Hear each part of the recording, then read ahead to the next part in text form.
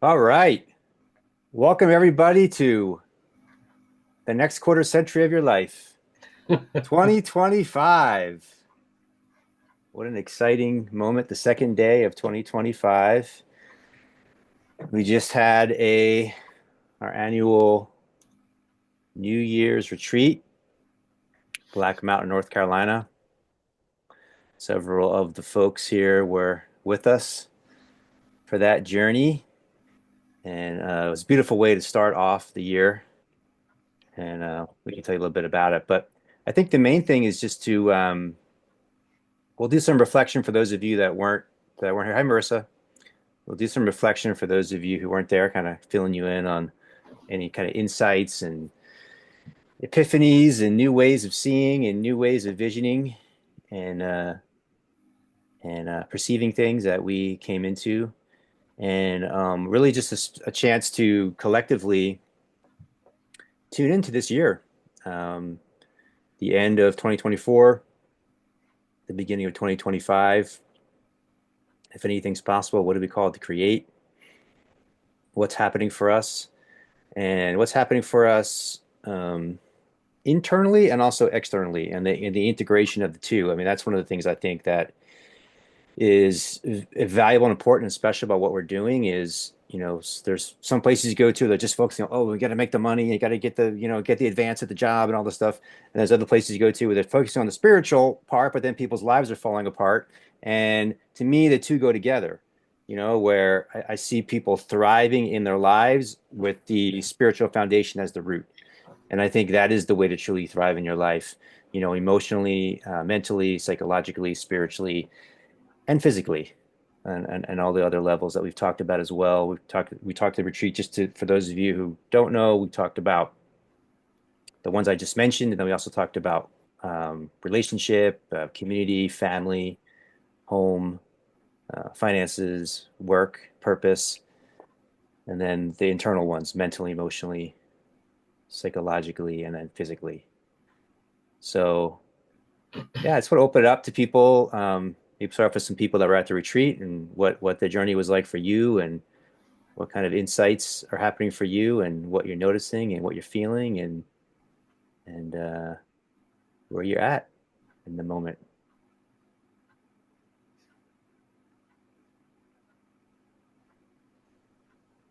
I think the guys sitting by the fire are probably going to start us off. Mhm. Okay. Can everybody hear me okay? Is there an echo or? Yeah, now it's good. Wherever you Okay. did helped. Awesome. Well, I'll just start off by saying I'm glad to be here. Grateful to be here in the circle as well as here in my place, in my journey, here on this earth, um, in this experience of being me. Um, the retreat for me was hugely powerful and transformative, and I was surrounded by so many of my close, like really closest friends that have become so much like family to me over the past year. um Avery and Rachel and his family, and a new friend that I met through Papadocio, and through who I met through Jeff and Anthony. And um we rented a 32 bed lodge and had like a giant slumber party, with kids and friends and family, and we had fires and ate meals together. And it's really like opening me up to a place of service and serving others. Like that's what I'm here to do. It's like I've found this connection to God, and I've found this light that is within me. And I just feel such a sense of gratitude to be so full of it. Like you guys have heard me say before, I'm so full of it that I'm able to share. And that's when we all say, full of what? Full of God, full of Oh, the okay. love, full of God's Good love, full of, clarification. yeah, not full of shit or anything, Okay, but like okay. full of the love of God, just overflowing. And this retreat, breath work, there's so much power in the breath. And it's like I just keep getting filled up. It's like this. never ending wellspring, I think it's referred to as. Um, but this overflowing love, Drink from the living waters. yeah, it's just never ending. It's just keep filling up. And I'm just so grateful to be here after the journey that I've been through. To get here, it's just such a beautiful mess of chaos that brought me here. And I'm so grateful for that, to have experienced all the lows and the suffering, and now being so full of God's love and acceptance and beauty and just gratitude that I'm able to have enough to give and share with other people. So I'm like at the end of the retreat, like our closing circle and giving everybody hugs and saying goodbye, I started getting this overwhelming, overflowing um wish or dream, or like just like this sign that I'm ready to start giving and doing my service for people and helping people experience the same thing and do it, and I want to do that through like leading retreats and meditations that Jeffrey and I are starting on the 6th, this coming Monday at 7. We'll be sharing that on social media and with you guys here. And it's just like such an honor and a privilege to be experiencing this level of like love and beauty. And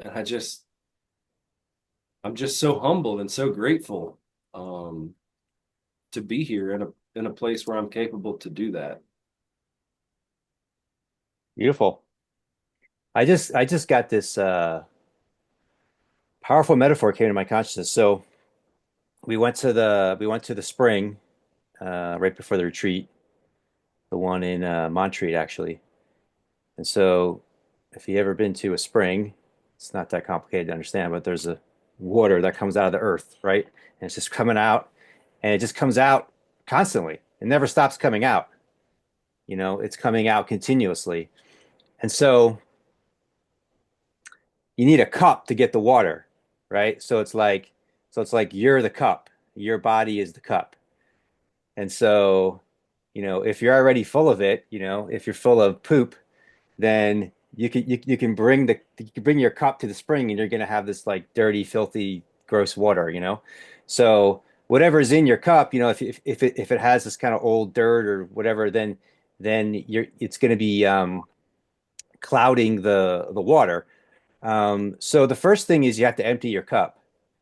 And the breath work is such a powerful way of doing that, or breathing meditation is a powerful way of doing that, because you're literally, you're releasing, you're letting go. And that's the first step, is you have to let go of really everything, to be honest. You have to let go of everything. And we want to hold on to the stuff that we like, and because the ego thinks it knows best, right? And this is the thing that is kind of like the struggle in the spiritual journey, is the ego wants to be in control. And we were sort of kind of narrowing it down to very clearly during the retreat, of like, well, it's really just about letting go of control. There's really nothing else to it. It's letting go of control. But the ego wants to let go of control because it thinks that there's nothing else out there that can take the reins, you know. But because it won't let go of control, it doesn't notice that there's not anything else. So you have it's not. This is where I start to get a better understanding of people often use the word faith. I think trust is a word that maybe for me is even more accurate. But it's like there's this thing, like if you think about in your life, sometimes like you have to trust before you can experience something. Maybe you can compare it to like a new relationship. And it's like, well, I don't know about, I'm imagining for some reason, I'm imagining it's a woman. So the woman's like, I don't know about this guy, but I'm gonna trust, give him a chance, you know? And maybe something inside you says to trust or whatever, right? But it's like, you don't really know until you trust. And then when you trust, then you find out for real, right? So on the spiritual journey, there's a sense of, we don't know anything else is out there because we won't trust. We won't first put forward the faith to experience it. It's kind of like like a trust fall. Like you're gonna fall and trust that if God exists, God's gonna catch you. And if God doesn't exist, well, then you're dead, right? Then it's gonna really hurt really bad when you hit the ground. But people have gone before you and they're telling you, like, hey, if you trust, God will catch you. People are telling you, so then it's like, do you trust the people that are telling you that? Does it seem like it worked out for them? You know what I mean? Like this is the kind of journey that you go through. Um, but that trust then is the letting go, and the letting go is like it's kind of like being like emptied out. So you become emptied out, and then you're empty, you know, and in that emptying out, you can be filled, right? So that leads like the next problem is like if you're emptied out, but where's the living waters? Sometimes it's I would say oftentimes it's really hard to find it. So you're kind of like you have the cup and you're kind of like just like going around like, but you can't tune into the water. You can't find the water. So that could be a process as well, right? Is like drinking from the living waters. But I think what happens is each time you find it, it's easier to find it again. You know, each time you find it, it's easier to locate the spot and then to be filled from the waters. And it's infinite. It's like a spring. It doesn't stop. It's just coming and coming and coming and coming. And so your cup can just be continuously filled and overflowing if you're, I think it's two steps. It's one, being empty, and then two, being able to locate where the spring is and be filled by it. So I think that's so much of, what we're doing together and what we're exploring together and what we're opening up to together is that two step process. And I think the emptying, it doesn't make any sense, especially as Americans, not all of us here grew up in America. Let's say Western people of the Western world. It doesn't really make sense, the emptying out process, because we're about acquisition. We're about more. So it doesn't make sense unless you understand that there's something, the living waters are going to fill you. Then it makes total sense. Then you're like, why was I filling myself with all this other stuff that's like not even anywhere near, you know, the power of God's love and the creative power that can flow through you in each moment. So I think this is the kind of the thing about materialism is interesting because again, it's like, is it bad to like, because people can take this stuff to extremes, like, oh, I shouldn't own anything and I shouldn't have, for some people that may be the path, right? But it's really a psychological thing of it's like the way I used to say it is like, why be reaching for candles when you can have the sun? You know what I mean? Like you're trying to get these little pieces of light, and there's a tremendous light that's infinite. You know, it's like looking for like drops of water in the grass, where you can have the living waters from the spring that's eternal and timeless, and flowing and flowing and flowing. And so that's kind of where the materialism comes in. It's like, um, if you're just reaching for these things, then you don't get the greatest thing of all because your attention is not focused there. And secondarily, and importantly, as Jesus said so beautifully, if you drink from the living waters, all of that will be added on to you anyway. All that will become to you anyway in abundance.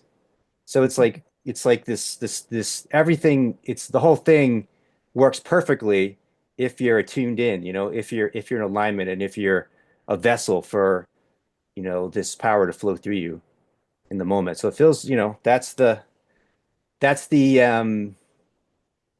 experiential journey.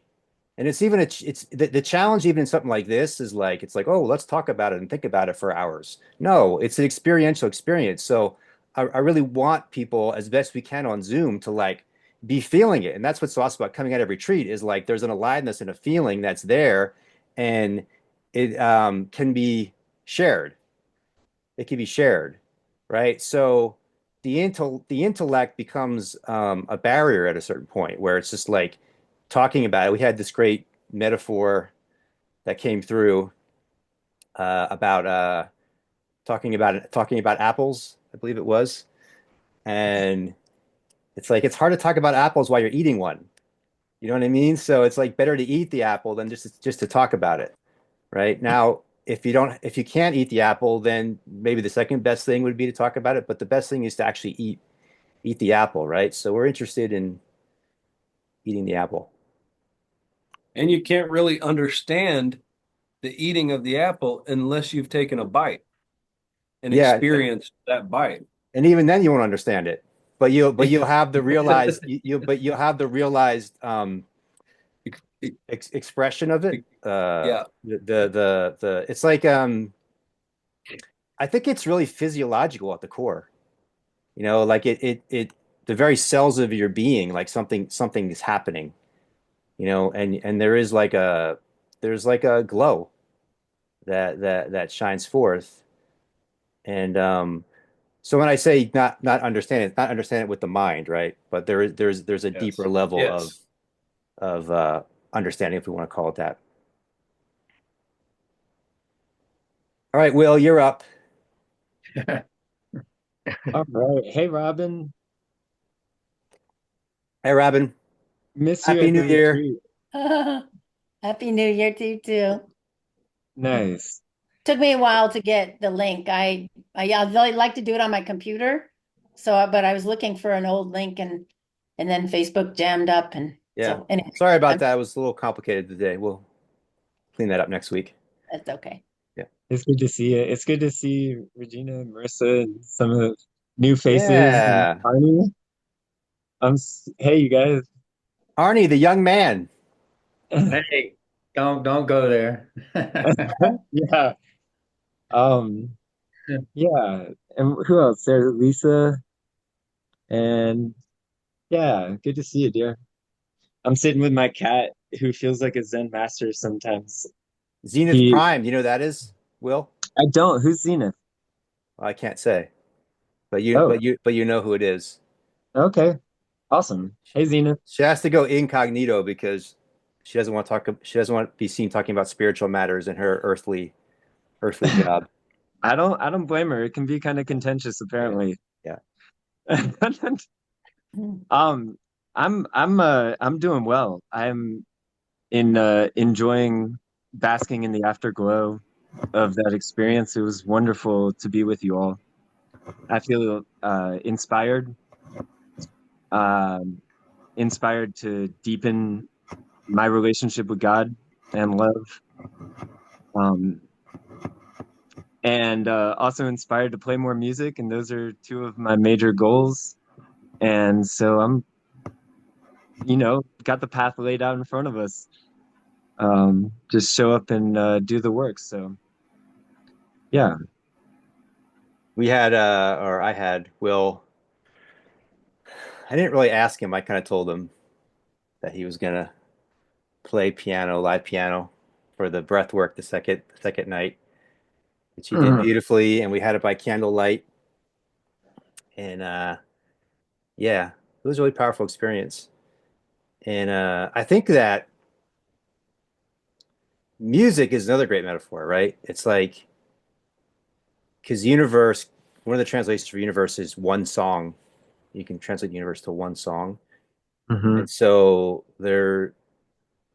I think when you're out of alignment, you know, when you're in a space of feeling lost, it just feels like a lot of noise and chaos, you know. Mhm. But if you can kind of like find, it's almost like a rhythm, you know, and and learn how to like listen to like the music. There's like a music that's happening, like a vibration, like a melody, Mm. and be able to dance with the melody, dance with the music, move with the music, you know, harmonize with the music, add your note to the song, right? I Yes, that feel like, sounds like that's like creation.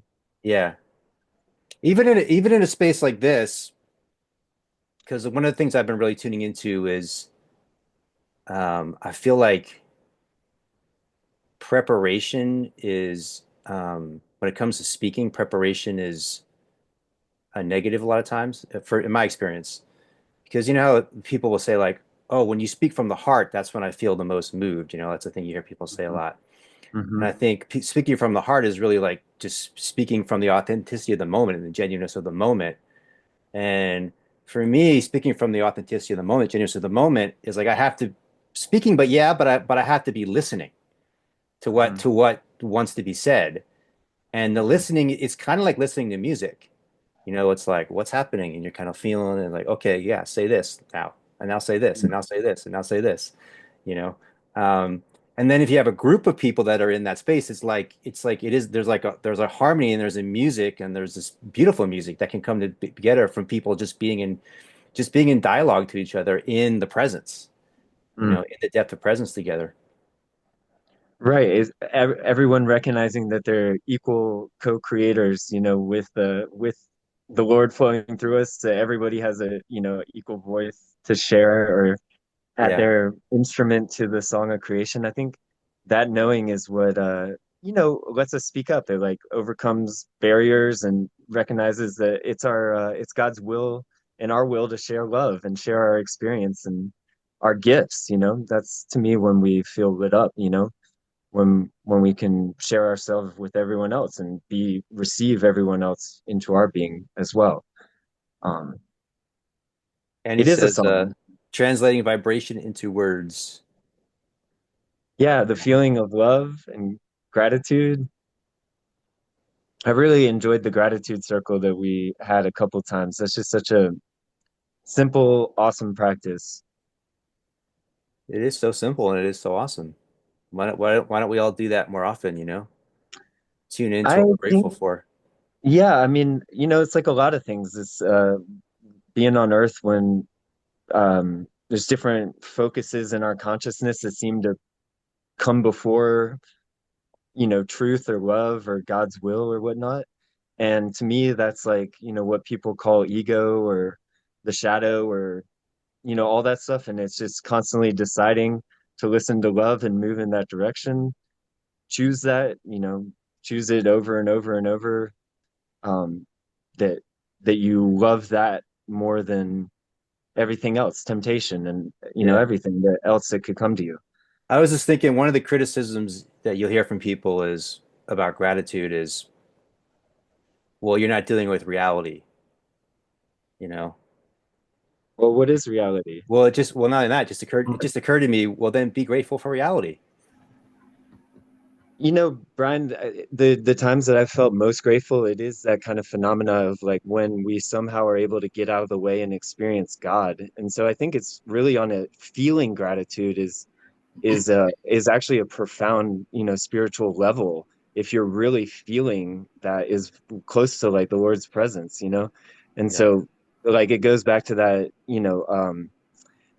laying down our life or that miracle of getting transfigured or transformed into um something that's with God rather than standing in front of his light in some way.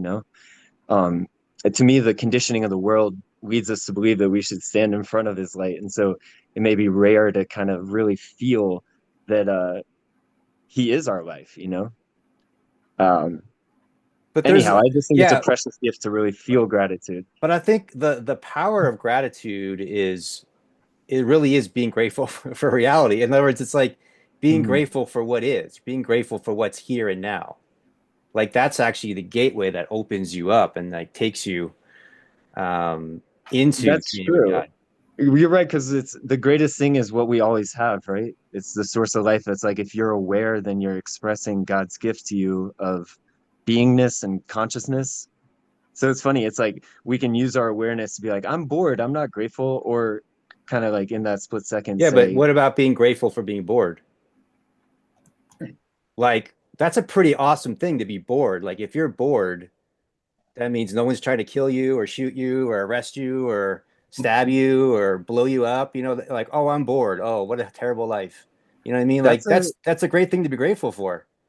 And I I don't think know. I wonder I if, think the most two people, states are what's that? like counter. I wonder if the two states contradict each other. Like if you're in one state of consciousness, you can't also be in that other state of true gratitude. Well, I think there's natural mood. So okay, so so all of these elements. So this, I'm kind of getting into the space of feelings, right? Like Mhm. sadness, pain, um, whatever different things people think are bad, you know. Um, so there's these different emotions, and there's like a sense of you should. Why would I be grateful for that? So why would I be grateful for being bored? Well, I think boredom is a natural movement in one's life. So it's like Mm, the way I would look at it, because all of this is like emotional, it's like your emotional guidance system, right? mm, So I think most cases, all boredom is telling you is just, time for, as we say here, time for a cool change, you know, time to make a shift. So, um, maybe I'm talking to somebody and we're talking for a while and I'm getting bored and it's time to end the conversation. It's not a big deal. It's just listen to the guidance you're getting and like, maybe I'm inside, mhm, maybe I've been inside all day and I'm getting bored and like it's time to go for a walk outside, you know. But I think it's when we're not grateful for the feeling and we're trying to fight it and resist it, then we're mhm, disconnecting from that guidance. And it mm, kind of goes back to that trust that like what you're feeling, if you're designed by God, then what you're feeling and is designed by God, which is telling you, it's giving you the indication of which way to move and which way to go and where to go and what to say and what decision to make. So I think that gratitude for what's here, like an unconditional gratitude for the moment, is, Meister Eckhart said, if the only prayer you ever say your entire life is thank you, it's one of my favorite quotes. If the only prayer you ever say your entire life is thank you, that should suffice. I think it really can take you all the way.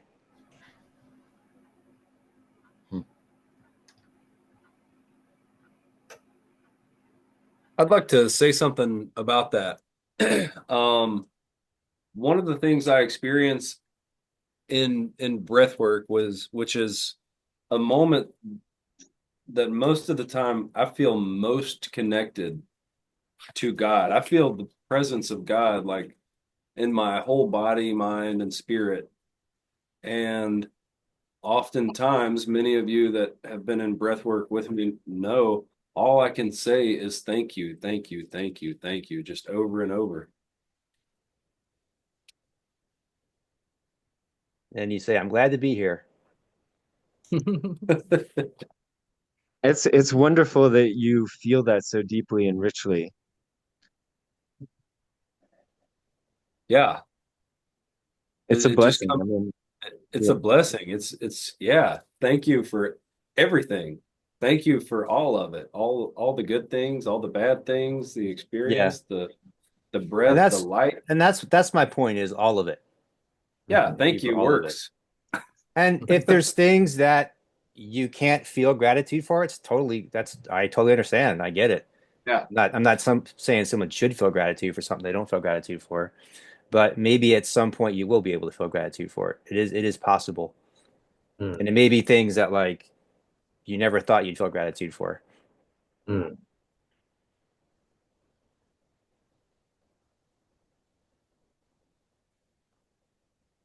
Lisa, do you want to share? Look at Will calling people out. Yeah, now you're on, Will. What's going on with that? I don't know. I like your insights. I think you're wise. Oh no. I don't know that the whole retreat just I don't know, it was a massive upgrade for me from going from just hermiting over the new year and being in my solitude to being in community with this wonderful tribe that is just I don't know, I'm so motivated and inspired to, like you were talking about, take that leap of faith, take that trust fall, and do the heavy duty healing work that I've avoided really fully stepping into for years, really. I don't know, I'm feeling excited for it. Even the, hard parts that might be a little, you know, tough or scary. I'm, even excited for those to do the work and come out the other side changed and see who I am, what I am then. Awesome. I feel you. I'm doing similar journeys. Yeah, there's a Robin, lot that I totally just avoided for years because, oh, that's too hard. That's too scary. That I can't do that. Why? Mm. But yeah, there just comes a point where it's like you just have to let go and let it be what it's going to be because the other side of it is going to be so much better than where you started. Totally. It's like that quote. It's like when it becomes more painful to hold on, then you just gotta, I don't know, like die or surrender and go into that. Yeah. But I feel you. It's awesome. Robin says, sometimes I feel a little moodiness coming on, and then I'll ask myself, why am I feeling this way? And that is the worst question to ask because then all the challenges in my life flood to my mind, and it's like jumping off a cliff. Mhm. Are you serious about that, Robin? Yeah, I'm serious. You don't think someone should ask, why am I feeling this way? Yeah, well, when I ask, I'll feel kind of moody and not sure what it is, and then I'll think, why am I feeling like this? And then a whole list of things that I could feel bad about Mhm. flood my head, and I'm like, ah. Mm. Hmm. I think I know. Barissa's really nodding, so she's really agreeing with you. Second that. I third that. Okay, everyone's agreeing. I'm not with you guys, so we'll Oh see. yeah. We gotta go into this. I would say instead of asking why am I feeling this way, in a way like use the gratitude of, okay, I'm feeling this way. I'm grateful that I'm having this emotion. I'm able to feel my emotions and to know that all these emotions are necessary, even though I don't feel so great with them. But that's how I look at it instead of trying to exactly what you're saying, because I go in this rabbit hole of, well, I might feel this way because of this, but then it resorts to so many different paths I could go down. So Yeah. just not thinking so much and having to have an answer of why I feel this way is almost the best way that I can move on from it. Yeah. Mm. Hmm. How do I shift it versus why am I feeling it? Mm-hmm.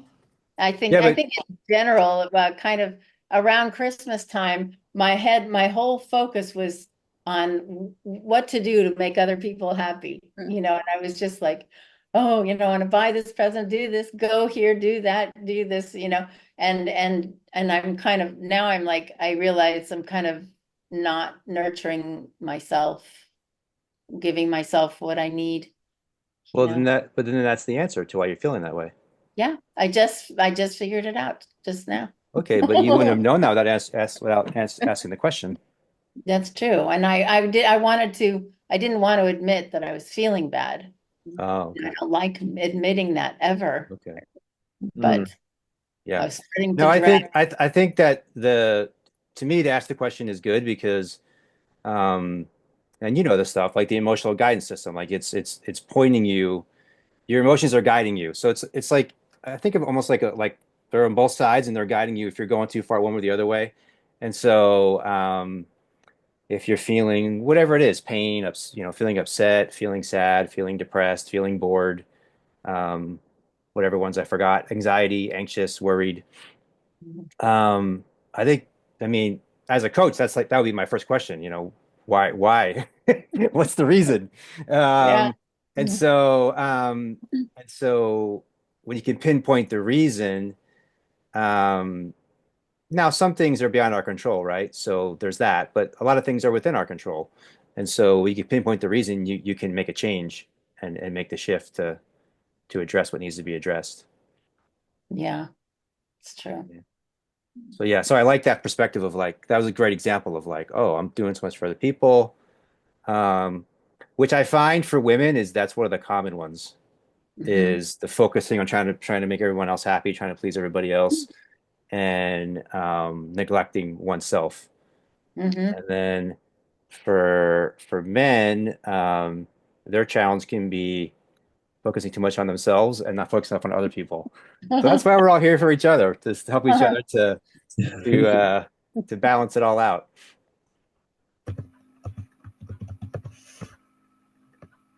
I think too, it's getting stuck in that feeling that, the why of it instead of shifting it as like, why am I feeling this way? Yeah, okay. Okay, X negative thing is why I'm feeling this way.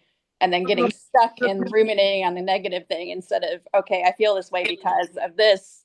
Now how Okay. do I shift it? So once you pinpoint the negative thing, then you have to ask the next question is what can I do? What's the opportunity here? How can I shift this? That's why I like to ask it is what's the opportunity? Hmm. So I had the smallest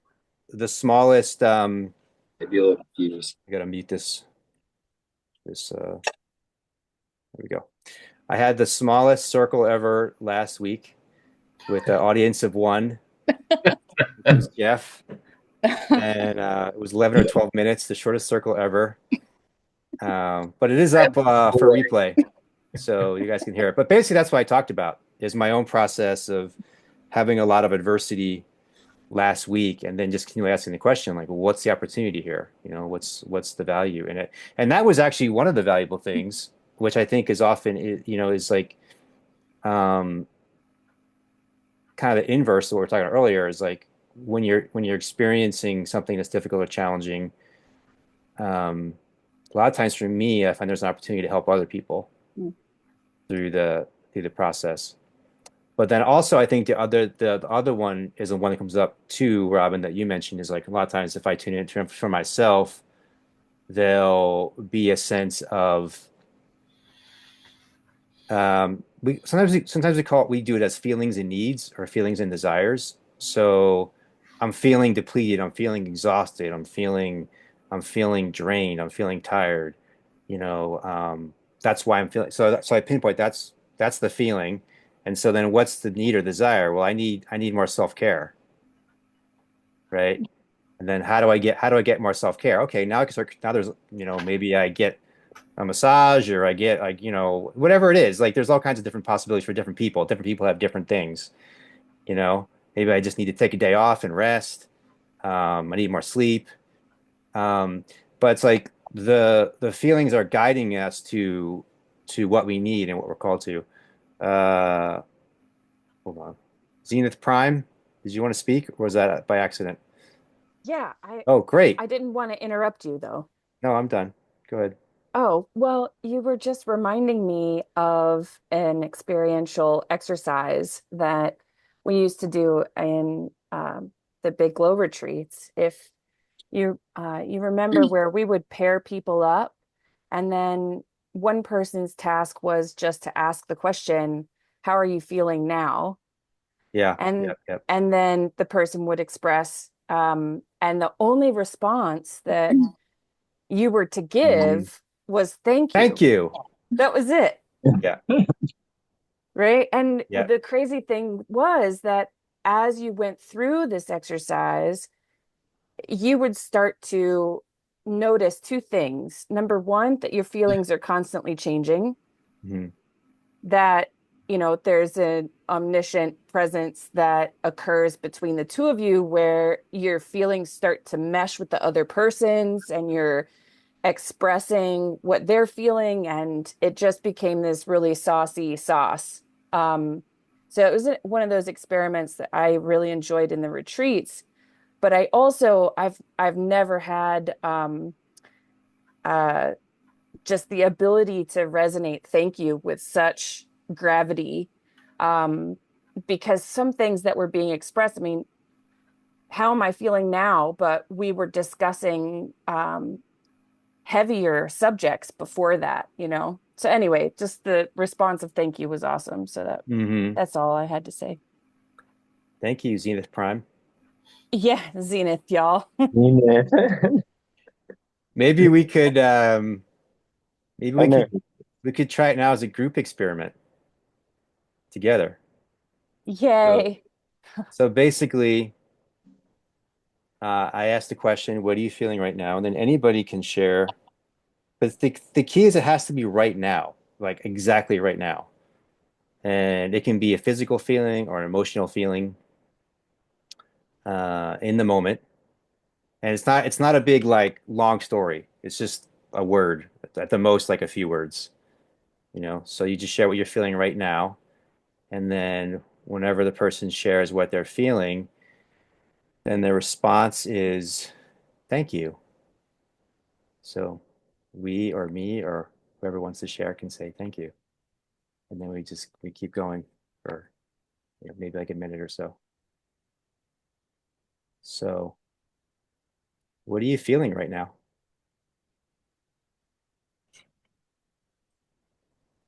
Curious. Thank you.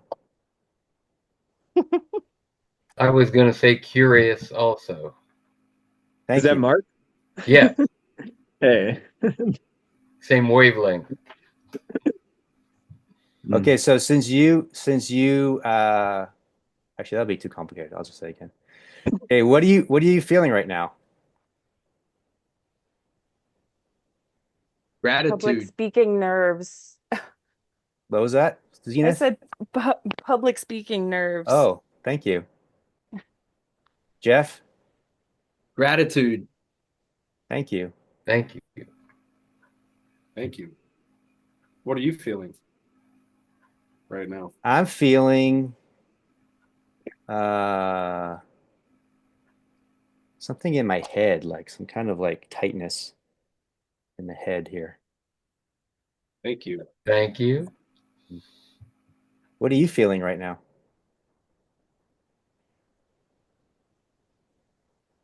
Complete. Thank you. Thank you. What's I someone too. else feeling? I too was going to say curious, but I'm also feeling warm. Thank you. Fire, maybe. I What would are you say feeling right now, Jennifer? I'm right now feeling, well, a bunch of things, but hopeful.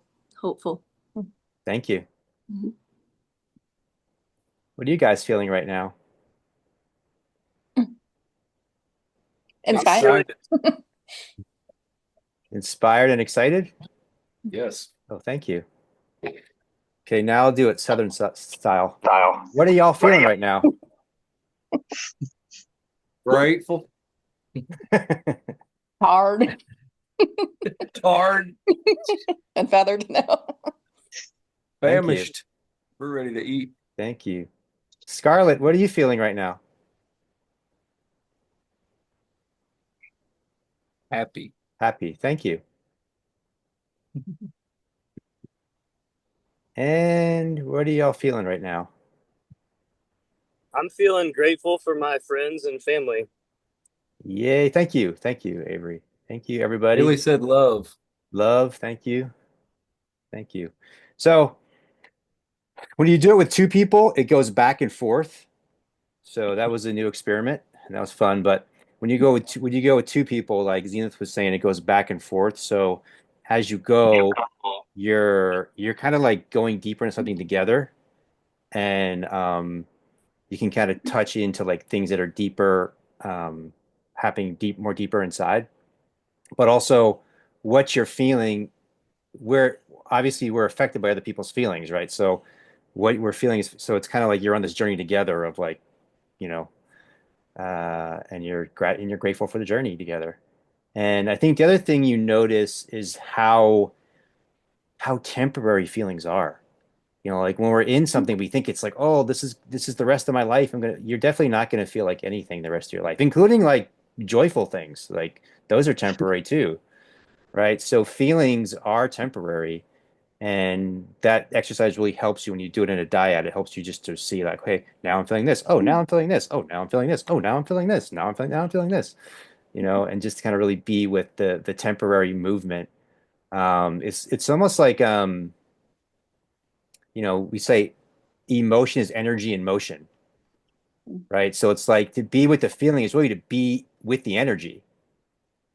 And so, there's this thing, what is the term? Spiritual bypassing. So spiritual bypassing is like, it's like, oh, I'm so spiritual that I don't have any, bad feelings. And it's like this. And so those people are generally kind of dangerous because they're probably going to like explode on you in like a few days or something, because everything is being like pent up inside. Um, where you want to be is just like be with the energy, be with the emotion, because if you could just be with the emotion, just kind of like it's kind of light. It's not it doesn't build into something very heavy because there's not resistance to it. So the resistance creates the almost like a powder keg, you know? And so if you can just be with the feeling and be able to be aware and acknowledge the feeling and then kind of like, is it guiding me to something? Is it leading me to something? Is it right? Kind of be able to ask those deeper questions. Because yeah, I think the emotions are there to guide us. Really, that's what they're there for. On every level, including like physically, physically, emotionally. So on this subject, Jeffrey and I were talking about this afternoon how um,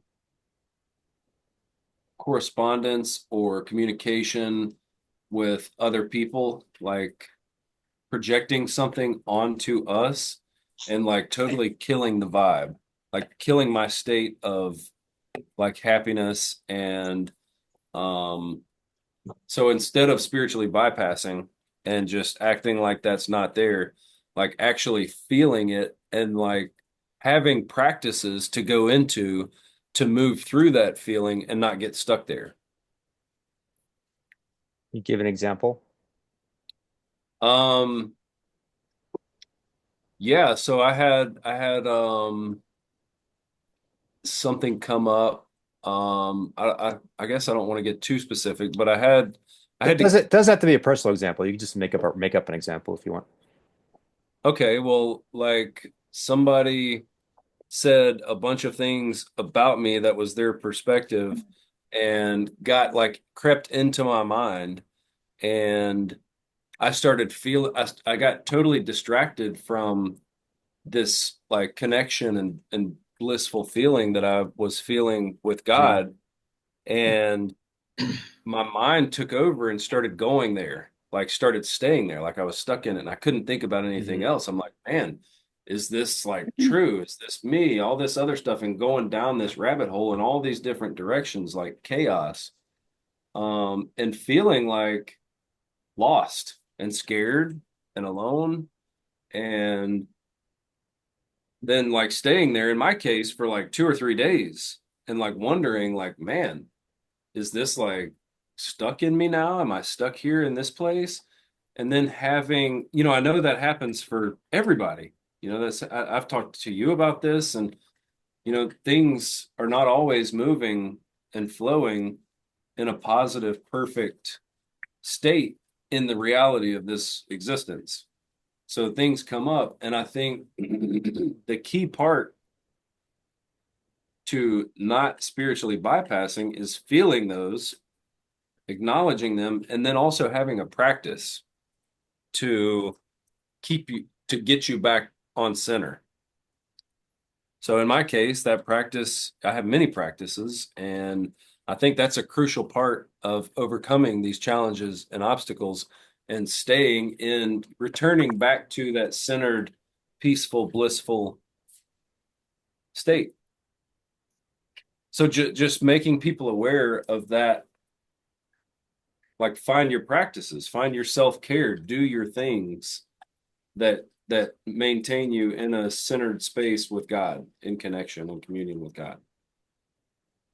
I think it's the the that inquiry of why am I feeling this, and then is there something that needs to be done, or is there something that needs to shift, or not? You know, that feels like a valuable inquiry to move through.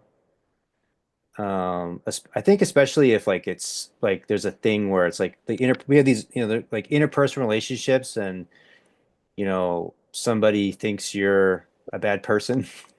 You know what I mean? Somebody thinks you're a bad person. So who is this person? Do we need to like prove to them we're a good person or not? Right. You know what I mean? I think it's a valuable question because I remember Brene Brown, she did a thing about vulnerability and written some books and stuff. And she was talking about how she said she keeps a little note card, and she said there's like 5 or 6 people on the card. And she said, these people, I care what they think about me. And if they have an issue with me, I'll take the time to talk to them for hours. And, and it was like her husband and her kids and a few other people, you know. She said, anybody that's not on this card, I don't care what they think about me. So I thought that, Yes. yeah, I thought that was pretty good advice, kind of, because there's just like projections are just out there everywhere, and really being mindful of just not taking things personally. Yeah. I think when you're a parent too, if you see, if your children are having struggles, it's tough. I don't know, maybe I'm sure it's hard for kids when they look at their parents and they're having struggles too. But I try to remind myself that whatever struggles they're going through may be just the thing they need to experience in order to move forward. Mm-hmm. Yeah. And that they're sovereign souls. Like, I imagine it's so hard, like, as a parent to like think that you're completely responsible for your child. But in reality, they are a sovereign soul choosing, consciously. And so I imagine there's a deep layer of like release, like in any super close relationship where we're like co-meshed, but being able to let them go on that journey and feel this. Anyhow, that's a deep one. Mm. But So that's good. Thank you, Will. hmm. Well, yeah, I think one thing hopefully we've all learned by now, even though we may forget sometimes, is that we definitely can't control anybody else. Not even your kids, Not even your kids. And not we all even your have wife. to. I think that go ahead, Jacob. I was just going to say, we all have to reside in our place of struggle and suffer as long as we're willing to stay there. I think that I'm not just think. I mean, I think it's pretty clear to me like the best way to support other people is to lead by example. And then then there's the greatest chance, not that it's like a guarantee, but there's the greatest chance that the people close to you will notice, the positive changes and shifts in your life and then want to emulate what you're doing and how you're seeing things and how you're looking at things. So I think we have a great question here from old Zenith Prime, which is, would you say then that you can locate the spring of living waters through emotion? I really like this question a lot. And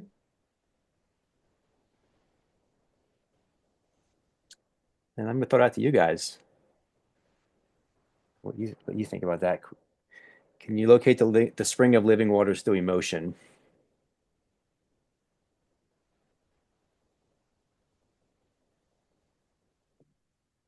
I mean, it kind of reminds me like of the idea like you can't really know God, you just can know love. Like, it's like you can't know through an intellectual, or you don't really know something intellectually, you know it through experiencing it, which is through the body and like emotion. And then like, so moving towards love, things that create love, and then I would say they're closer to the spring. Hmm. But is love an emotion? It's an experience, and yeah, I think it has emotional qualities like beauty and awe and And also, I just want to clarify, like when I'm saying love, I'm not talking about like the romantic love. I'm talking about the yeah, yeah, I'm the big talking about, love. well, the love of the living spring. Hmm. Or, the living spring is love. It's like life coming through you and sharing, like a waterfall, or a beautiful flower.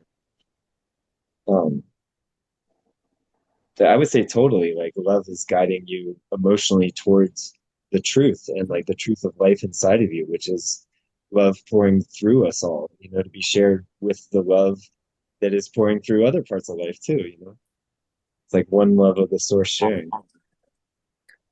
Love, yeah. So love is the realization. The deepest love is the realization of union. right? Yes. The realization of no separation or division. So this is where it gets interesting on the journey.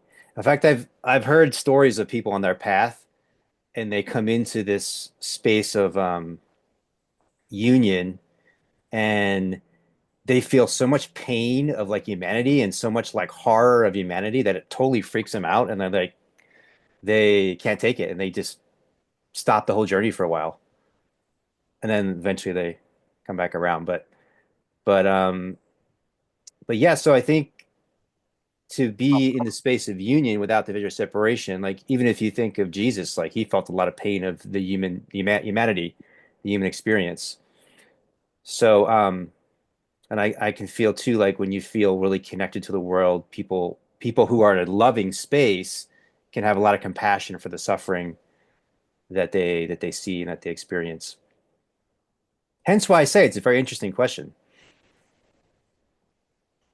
So I can you feel like, feel the, okay. go ahead, Avery. I said, I feel like emotion can guide you to a place of surrender, but the surrender is the only thing that is going to grant you access to the living waters, just giving up my own me. Mm-hmm. But I think emotions, yeah, like if you talk about your emotional guidance system, you know, you keep going the wrong way, you're going to be frustrated and angry and, you know, anxious and uncertain and fearful. And so emotions huge in the like guiding. But I, so yeah, I guess guide you to the only thing you can do to access it, which is to give up. I Exactly what I resonate was with going to that. say. Yeah, okay. Well, kind of on the same page then. My left brain just made up a scenario where Yoda was speaking, and I think that he is the one that said fear leads to anger, anger leads to hate, hate leads to suffering, suffering leads to the dark side, right? And then boom, duality. So it's interesting because that's you wouldn't want to leave any emotion out. Like every color of the rainbow is valuable, right? Every frequency is valuable. Um, and so it's interesting because, like Avery was just saying, I think the staying empty and filling that holy grail with pure love is, um, you know, um, a way to cure the illusion of separation and not fill yourself with more of um, the curtain or the veil that shields us from the truth. So it, I'm not one to ever leave an emotion out. So it's interesting. I think your Brian, in your first few minutes, you said something about having a spiritual foundation and being empty and clear and having that be the root and then stepping into being filled from that. So I want to hand my little holy grail for my living waters over to my little Yoda to pour and filter through. Um, anyway, that's all I wanted to say. Thanks for listening, y'all. Thank you. If I could jump in here, when Zenith, when you brought up living water, it reminded me of Jesus and the story of talking to the woman at the well, because that's where he challenged her that if she would ask, he would uh, he would grant her a spring of water welling up to eternal life. And she said, "Sir, give me this water so I will not be thirsty."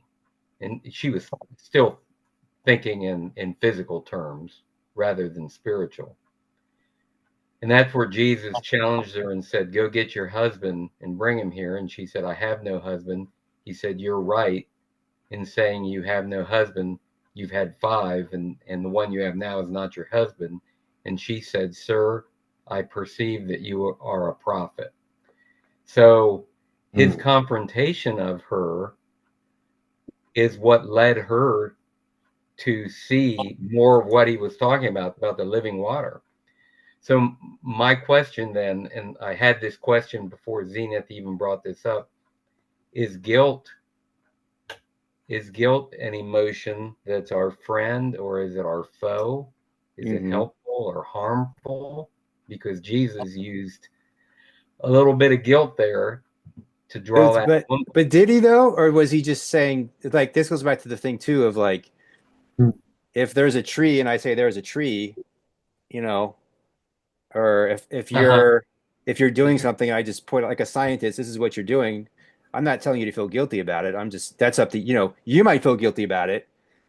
Like if I say, like if I'm talking to somebody and I say, I notice you're having an affair, Mm-hmm. and they feel guilty about it. I didn't tell them to feel guilty about it, but I told them what they're doing. You know what I mean? You have to remember the milieu that Jesus was operating in was with a culture that was very steeped in the Old Testament law. So I personally believe he was challenging her, talking. No, to I agree that I agree that he was challenging her, but I'm just saying that he didn't say you should feel guilty. I'm just saying, like, say that. yeah, yeah. That's my But point. I mean, really, whether she should have felt guilty or not, still his question to her is what opened her eyes to see that she was talking with someone who was more than just a person. And so let me circle back around then to my question is, everyone suffers guilt. It's a universal emotion, and it's that, along with feeling sad and asking why, is guilt a positive friend, or is it something that's always an enemy? Yeah, it's a good question. What's the opposite of guilt? Oh, well, guilt, it would be freedom. Nice. So that's how I look at unlocking emotions sometimes when they're stuck, is I look at the antithesis. So to get it to move, so if I'm feeling guilty about something, then I would try to focus on how I could feel free in that situation. And it starts to move. But I don't know if that answers your question, Mark, but I was just thinking that yes, but also it's only half the story.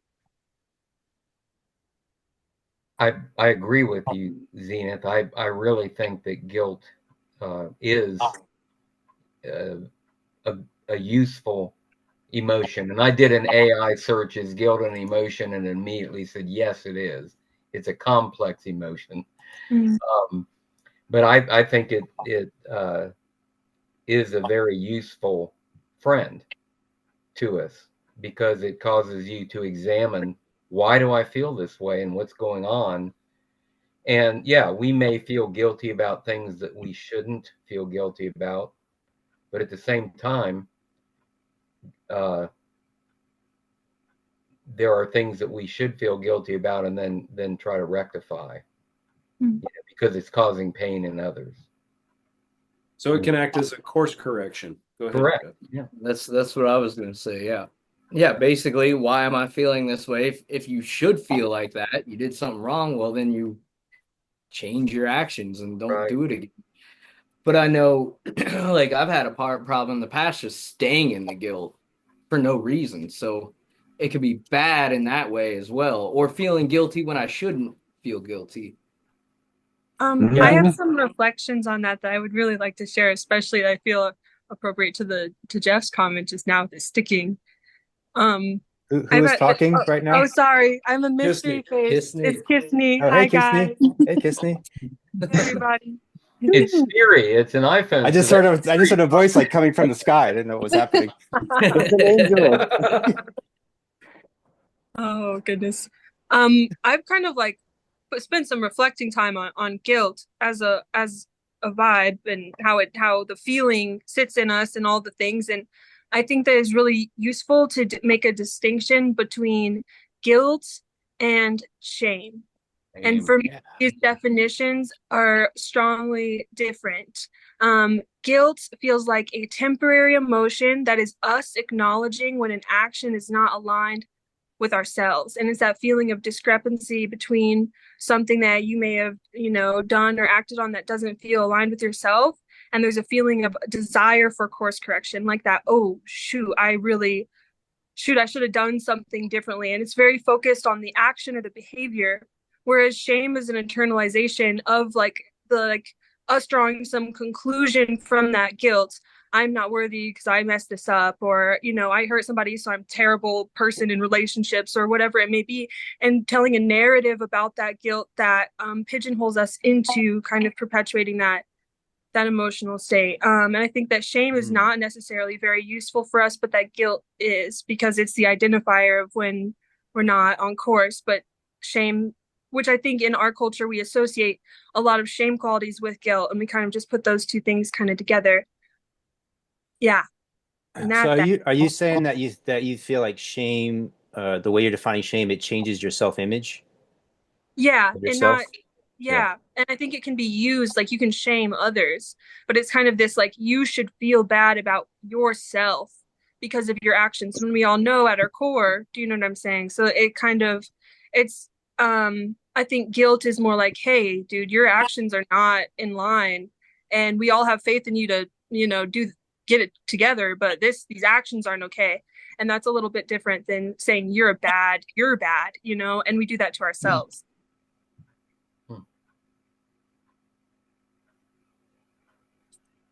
Well, Brian, you like to talk about what's your little quip about natural law is God's law, right? It's God's will.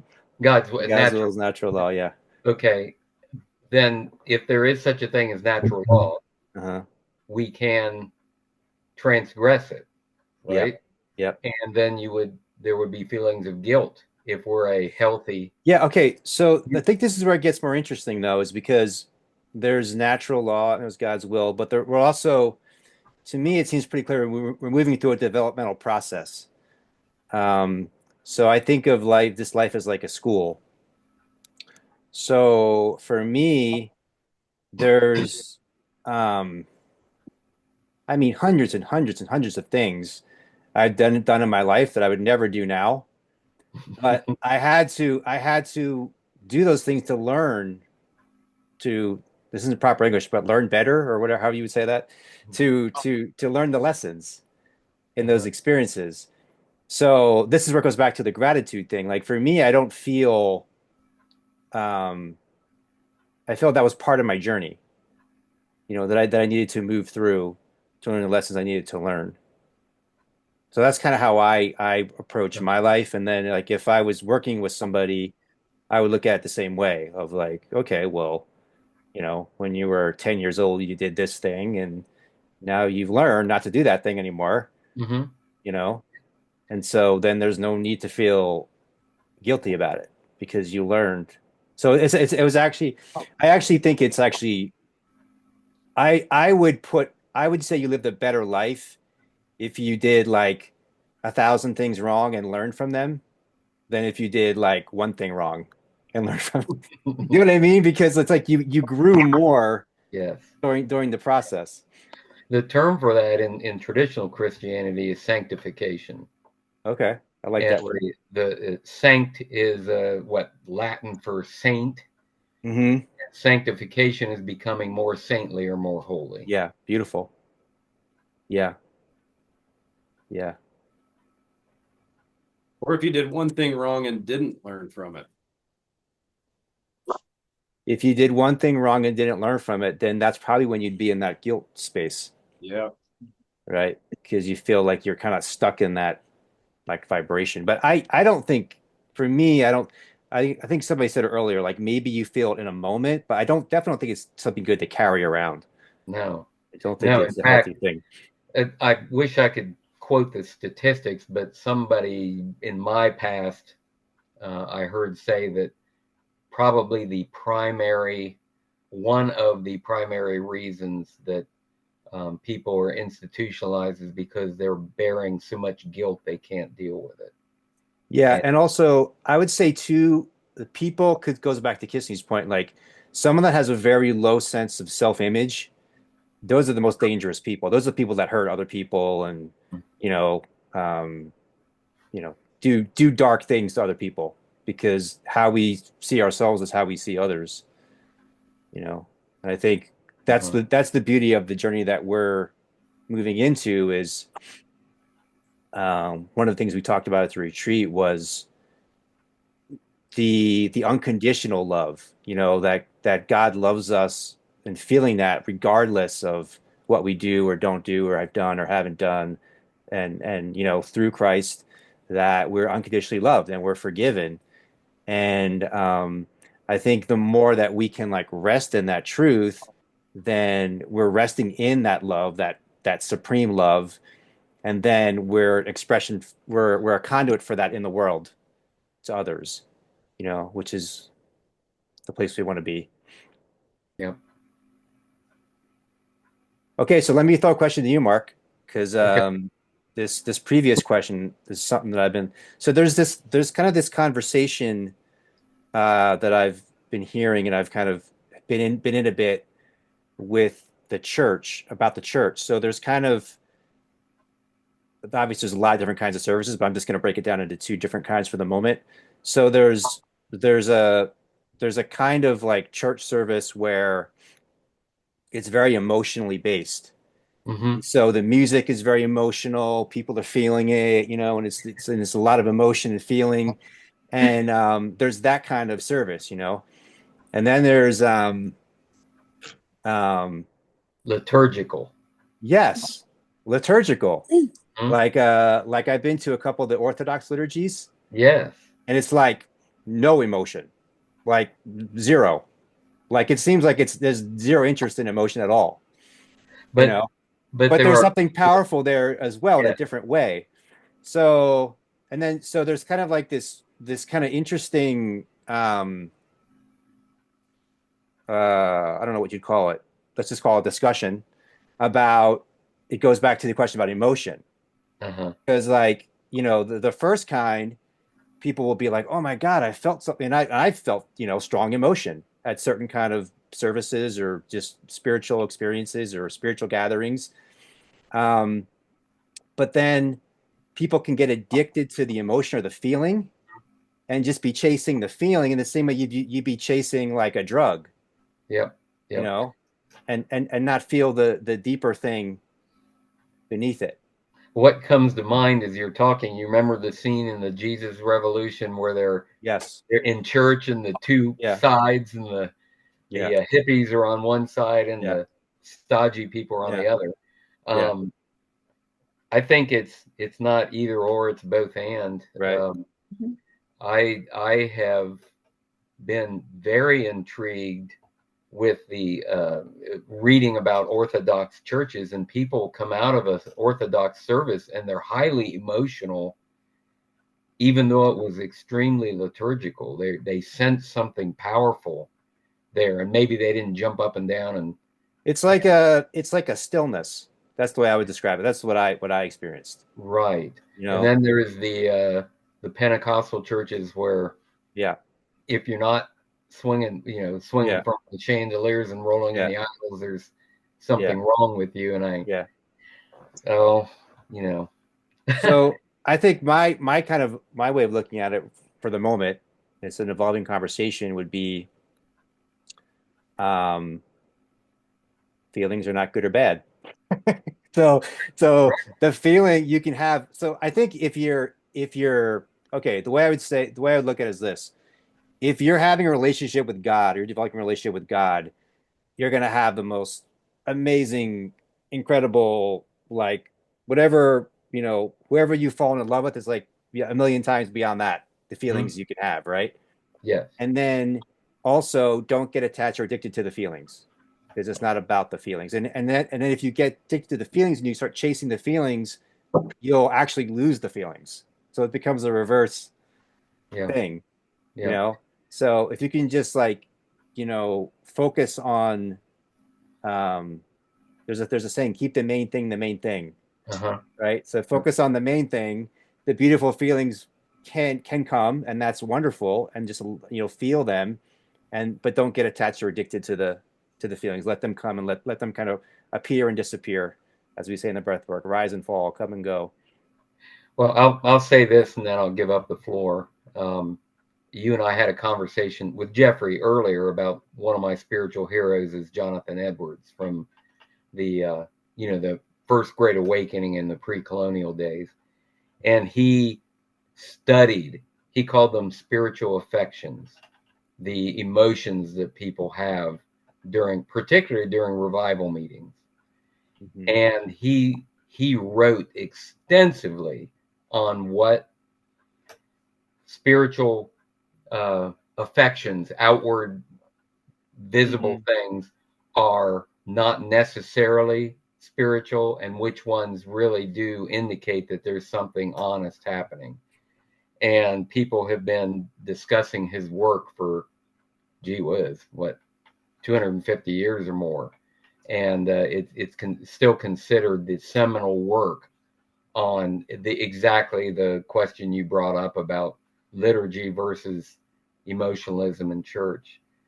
So I think you're right. It's not, I think extremes are what we're wanting to avoid in it. That's my feelings. But I'll tell you what, if you're walking with the Lord and you never have any emotion whatsoever, there's something not quite right about that. That's why Jacob jumping up on the pickup truck really intrigues me,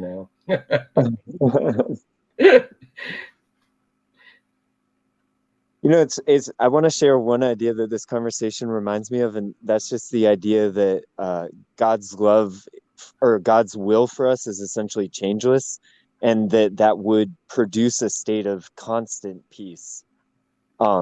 That's an idea in the Course in Miracles that I read today, and I just think it's interesting in the context of what we're talking about. And then also that guilt would be the denial of that, but in its utilitarian way, pointing us to kind of repent or turn around, move in the direction of God's will, which is, debatably, but I just like that idea that God's will is unchanging love as an emotion. So Jeffrey and I were just high up in the Pisgah National Forest on a hike this afternoon, and we sat up on this big, amazing rock and went into meditation. And there was virtually no sound except for the river down below. And I remember thinking about hearing the river. And if you look at that as maybe an emotion, like the whatever you're feeling about hearing that river, but then what's beyond the river is hearing that stillness that's behind the river. So not attaching to the sound of the river, but knowing the stillness behind the river when the sound of the river's gone. So when the emotion fades and goes, what's behind that emotion is God's perfect stillness and silence. Yeah. Yeah, emotion by definition, like we were saying earlier, emotion is something temporary. And God's love by definition is eternal. So if I had to say yes or no to this question, would you say that you can locate the spring of living water still in motion? I would say no. If I had to say yes or no.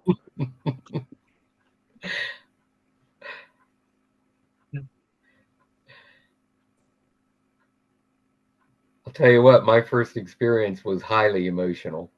I know, but years later. But the thing is that the experience, see, what I see happens with people all the time is they have a powerful spiritual experience and then they want to go back to it. Right. And that's the problem. I agree with you. Yeah. So that's the point. And this happens with like drug use too, like psychedelics. People have this powerful experience with some psychedelic experience, and they want to keep taking it, try to get back to the spirit, and they can't get back because the experience is over. Like you don't really experience the same thing twice in this world. So there's a great, I think it comes out of the East, out of Buddhism or something, where it's like you can't step into the same river twice. Such a great wisdom there. So it's like the where Pretty place sure where that's Disney. Disney? It's Walt Disney? I don't know about that. Anyway, uh there's this I think the place to be is like this experience right now is the most amazing experience. Like this one right here. And then just like really appreciate it with gratitude, really receive it, and then let it go for the next experience. Okay, And but is that not like emotion in and of itself? Because like emotion is present, right? And uh, so then whenever we're clinging to like a past experience and wanting to go back to it, that's actually like a mental narrative about the emotion and like some mental ambition to re-experience something that's not being in present feeling. yep. So if emotion is a constantly changing and present thing, how is that not an indicator or a pathway to the spring? Do you know what I'm saying? Because it keeps us in presence when we're really with emotion. I think that if there's no emotion, God's love is still here. It's like the same way, like when we talk about like spirituality, there's all this talk about like thoughts, like thoughts, like quiet your mind, quiet the thoughts. You don't the thought, and people don't talk as much about emotion, but it's really the same thing. Is like thoughts are temporary, emotions are temporary. So it's not to say that emotions are bad or you shouldn't have them. Definitely not saying that. I think that you should have them, and you do have them, but it's underneath the emotion. It's underneath the Mm-hmm. thoughts. Mm-hmm.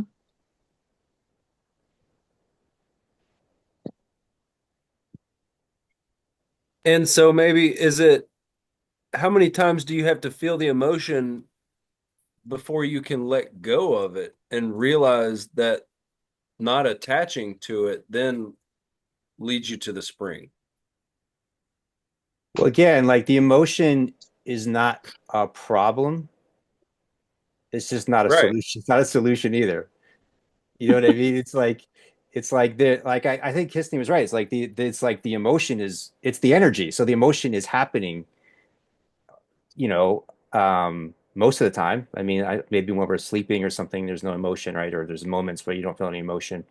But generally, like emotion is something that's in the moment.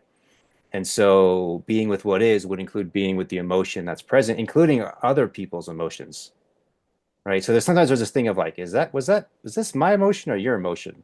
But really, it doesn't really matter. It's in the field. So I think it's really like underlying is just like learning to unconditionally be with what is in this moment, embrace what is in the moment. So being in an unconditional relationship with thought and being in an unconditional relationship with feeling.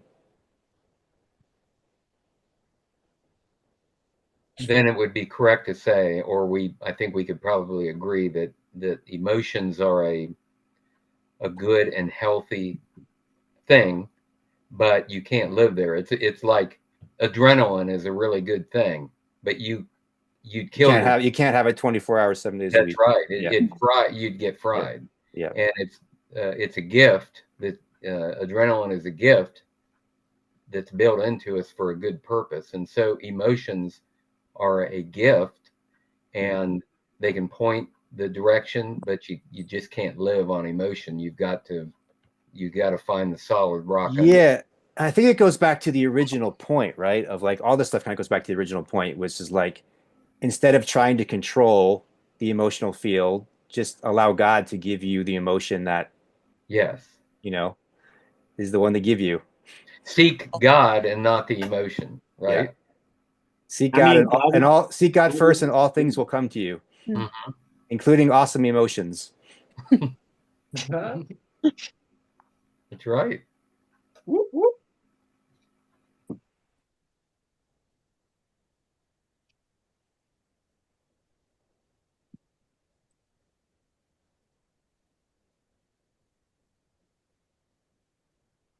Just looking at the comments.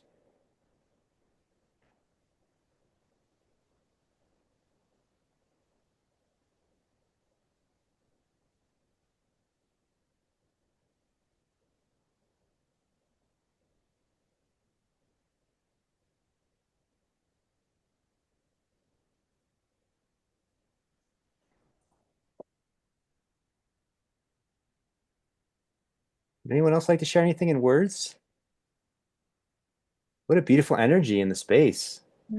Yeah, this is a good one. Avery's showing his face. Oh, Well, you're home, Avery? Yes, we just got home right at the end of the circle. We just got home from the retreat. So wonderful.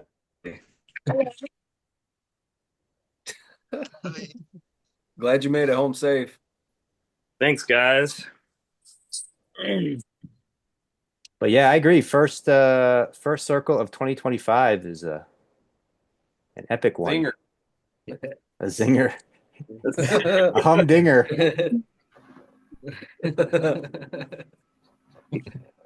Well, let's keep it going next week too. Thank you. Feel free to share with your Thank you all. Share with your friends. May the circle grow and prosper and benefit all who inhabit it. Yeah. Thank you. Amen. See you Thank next you time. all. Yeah. Good See you in the night. next now. Yeah, peace.